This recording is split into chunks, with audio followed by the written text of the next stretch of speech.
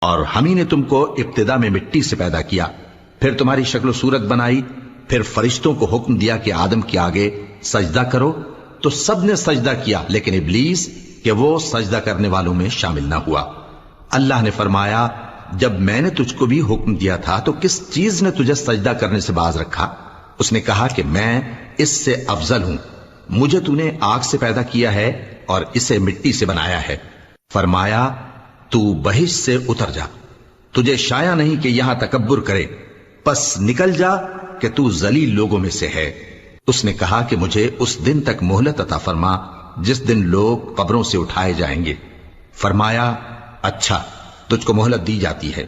بولا کہ مجھے تو نے گمراہ کیا ہی ہے، میں بھی تیرے سیدھے رستے پر ان کو گمراہ کرنے کے لیے بیٹھوں گا، پھر ان کے آگے سے اور پیچھے سے اور دائیں سے اور بائیں سے غرض ہر طرف سے آؤں گا اور تو ان